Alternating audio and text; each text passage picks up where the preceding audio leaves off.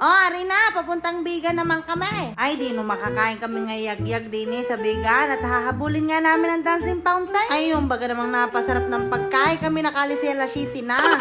Ay, di kami yagyag buwayk ng paglalakad. Kami na may aasa-asang kami ngayon makakahabaw. Kasabi-sabi naman ng papay, abot tayo, 30 minutes lang simula Nalbo hanggang Bigan. Ay, nakapaw, alas 8 na kami nakaratay. Ano ka naman pagkakahaba, no? Ay, kulang-kulang isang oras aming biniyahe. Ano ka naman yung 30 minutes na iyaw? Ay, fake news Ay, di are kami sinalubong ni Rizal. Ay, di kami nagtanong kung tapos na ang dancing fountain. Ay, nakapaw! Ay, tapos na daw. Yun naman di 7:30 ang simula hanggang alas 8 lang. Ay, yung ganamang mga excited. At sabi nga namin kahit huling sirit na lang ang aming maabutan. Ay, nakapaw. Ay, kita nyo naman. Walang kasirit-sirit na naabutan. Ay, di, kako siya. Tayo maglakad-lakad at kaganda din naman ng view at kadaming ilaw. Sadya namang ibang-ibang Pasko dito sa Pilipinas. Tapos di sabi ko siya, tayo dinit. Tayo magpapapicture sa Ilocos. Nang naman kayo may remembrance at na may patunay na kayo nagpunta din Ay, di kami nagka-pictura na. Ay, di kami napadaan din sa tindahan. Ay, sabi ni Michael, bibili muna ako na aking Crocs. Ay, yung ganamang pudpud na. Ang chinilas ni Michael. At talaga namang kailangan na ng bagaw. Ay, di pati si Usoy bumili na ng kanyang Crocs. Ay, Crocs pala. Ano ka pagkakasagana sa pailaw? Ay, magkano kaya binayada ng mga rin sa kuryente? Eh, sa bagay, minsan lang naman nga magpailaw. Ay, di are, welcome to Kalye Crisologo. Aray, pagkakagabi na. Ay, pagkakadami pa rin tao din sa Kalye Crisologong, are. Ay, di kami naglakad-lakad. Di are kami nakakita pa ng aming friend si Munay. Abay, akala ko yung tinapay.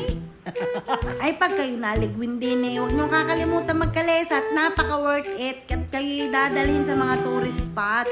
Ay, pero sa aming sitwasyon kami hindi na nakapagkalesa, pero maganda magkalesa pag yung mga tanghali o hapon. Siyempre, di kami nag-shopping time na lang ng mga pasalubong. Ay, sino pa ang number 1 shopping queen? Di ang Tita Emma. Talaga naman nakakuha agad na rin sombrerong are. Ano nga naman pagkakakiyot? Tapos, arin pa naman sige, may utas na naman. Ay, tinawat nakakita na naman are. Talaga naman, ano ba ganyan? Hoy!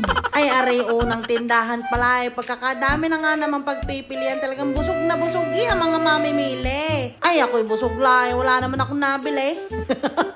Tapos di are, nakita namin ng mami, abay, nagsha-shopping din gaya ng mga chinichinilas na iyo. Tapos are, gusto ipakita sa akin ni Yuson at iba daw ang feels. Talaga naman may gayon pa Tiyak na tiyak akong mas matanda pare sa aking cabinet na are. Ay, di kami naglakad-lakad na lang ni Michael. Ay, kami may nadaan ng ice cream. Di are, yummy yum! Ay, di are, nadaanan din namin ang Starbucks at napadaan din kami din sa avocado na are. Ay, talaga namang na-inlove si Yuson. Ay, hanggang Batangas, hanggang makaalay si umubukado na ng umubukado. Mayroon pa kami nadaan ng aring nagpapapritize na are. Ay, di syempre kami titike, may masisimor Charot lang. Ito namang si Michael, busy sa pagpili na rin. Ano ba gaya yan? Abay, kanya daw yung protection. Ay, siya, sige, yan lang naman nagustuhan ay bili na. Ay, sadya namang kaganda-ganda na rin Kalye Crisologong are. Kamangha-mangha ang kaganda. Buti na lang talaga may mga ganari pang lugar na nape-preserve. Ay, talaga namang mapa-umagay, mapagabi, ano ang pagkakadaming tao. Ay, hindi na nga lang kami nakapasok sa simbahan at ginagawa pa, gawa nga nung nagkalindula. Balang araw, madadala din namin din yung mga nanay lure. Kailangan nga lang na madami-daming buo namin at mahaba-haba ang biyahe. Ay, baka malula. Ay, di nagtapos ang aming unang araw sa Ilocos. Ay, siya, sige na, bukas ulit. Bye-bye! Aba, papapicture daw muna ng Tita Emma.